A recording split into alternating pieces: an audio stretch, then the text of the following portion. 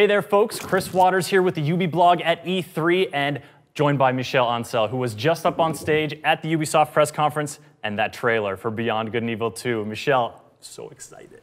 Yeah, that's a very important moment. Even in my long career, I've made a lot of games. This is great. You know, the return of Beyond Good and Evil after almost 15 years. Yeah, that's incredible. It's a return that so many people are excited about, myself included, and I bet a lot of you have questions about that trailer. So, Michel and I are going to sit down, go through the trailer. I'm going to pick his brain. Hopefully we'll get you some good tidbits about Beyond Good and Evil 2. All right, Michel, the trailer starts off and immediately we get a glimpse of we are somewhere in the depths of some city. What is this place? It's a very vertical city. That's what we wanted here to establish clearly. And the other thing is that it's based on the level design of the game. Now let's take a look inside here, and can I just say that these dumplings look delicious? I mean, did you purposely try to make them look tasty? They are very precise. You see a lot of details. It's very micro. You see, You got the seasoning here on top. Yeah, and exactly. But the big idea behind that is that when you're doing such big games, about space, it's very important not to forget about characters, about humanity, simple things, very teeny things. And that's what you can expect to see or experience in this kind of game, where you travel through space, but your big journey could end into this kind of Chinese restaurant. Into some dumplings. Yeah. Well, speaking of scale, this guy's pretty large. Yeah, the pig tried to dominate the monkey, but the monkey is very confident, has got no fear, and they are talking about master and slave and domesticated. Exactly. Yeah. That's exactly the idea that even between hybrids that are a mix between animal and humans, it was a way to establish that there is a social system in this world, and you can clearly have an example here. Show me the idol. Show me the Redeemer. Here you go, mate.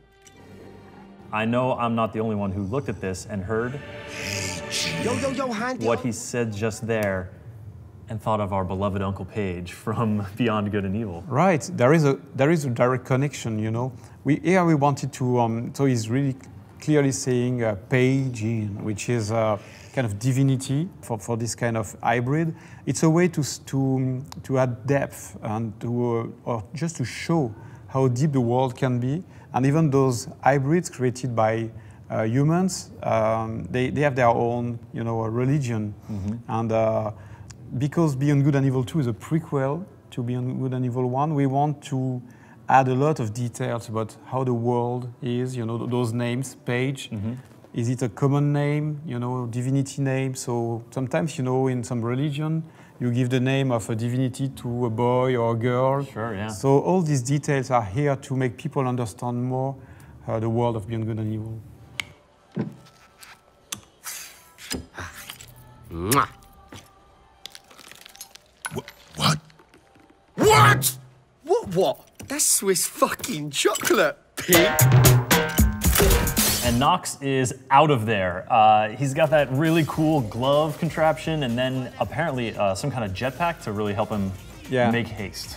Yeah, and again, it's very important because it's gameplay ingredients we have in the game. So that's the kind of dynamic, move you can do into the game and how you can extract yourself from very dangerous situation and then jump and use the verticality of the city. So the pig is not happy with what's just gone down, obviously, and he appears to have something in his forehead.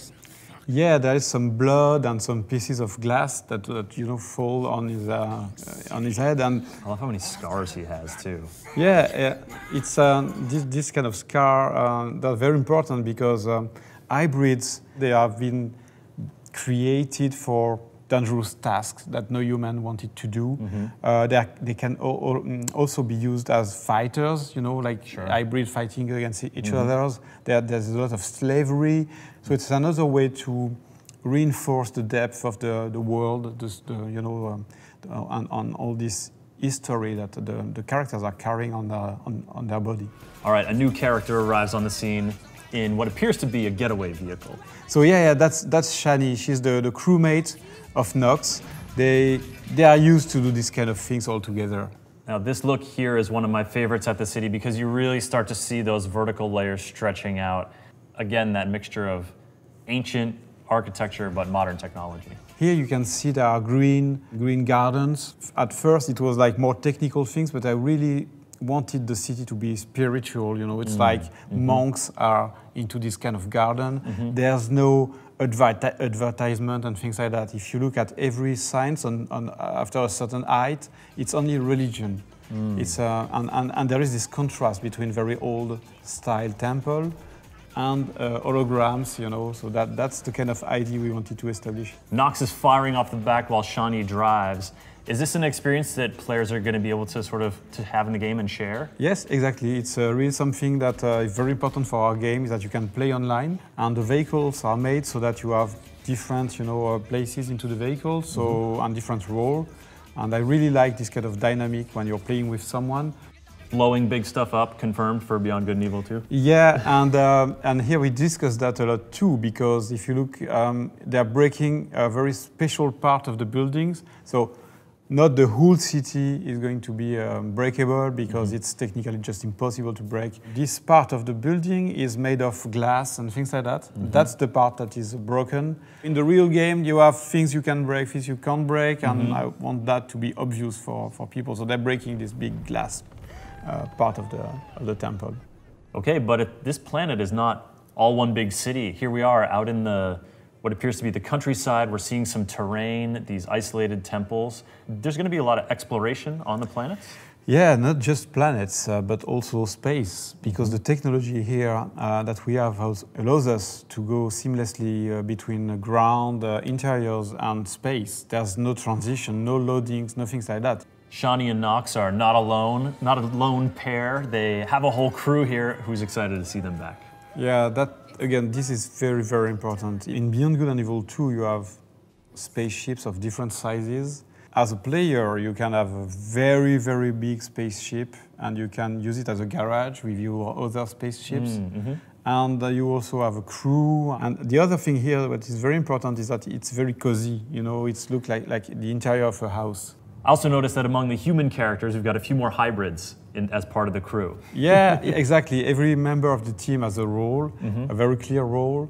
And here we wanted to showcase the fact that they are very different, because some are animals, some are humans. And that's a bit the message behind that trailer, is that whatever is your skin color, origin, if you are an hybrid, whatever you are part of the same team, you know, and you will share the adventure.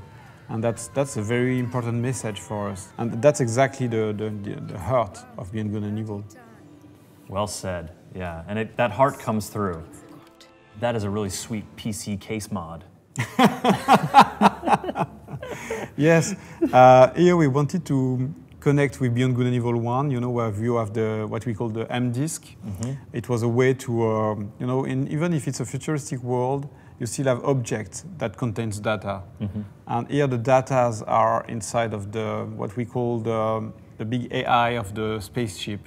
So here this skull is in fact the character that represents that is the spaceship.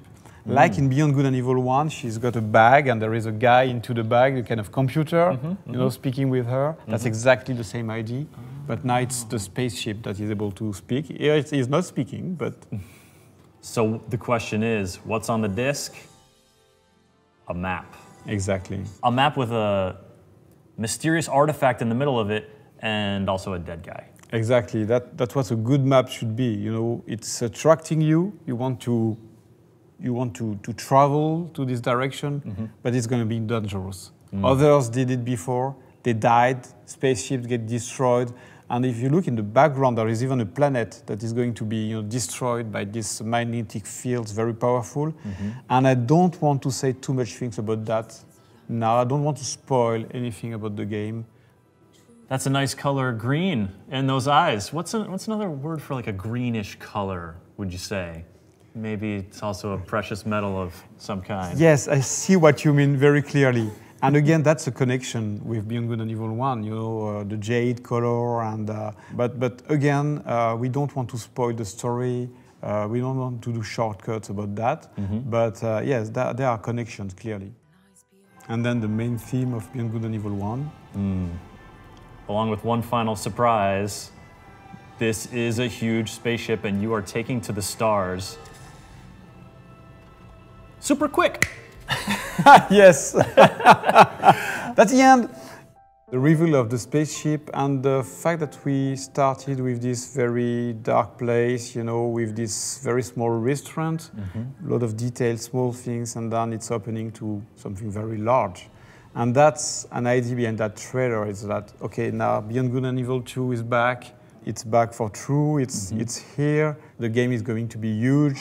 Michel, thank you so much for talking through the trailer, sharing more about Beyond Good and Evil 2. I'm so excited. Honestly, to go back and watch the trailer again, because I feel like there's even more stuff I might have missed. A lot, you can't imagine. There's a lot of information about the world, but there's also Easter eggs. You know, yeah. And it could be very, very cool if people try to identify them, you know, find them. They can connect to our website, they can share about those Easter eggs between each other, so everybody can join what we call our Space Monkey program, which is letting people enter the development, you know, discussing with us and making Beyond Good and Evil as cool as possible.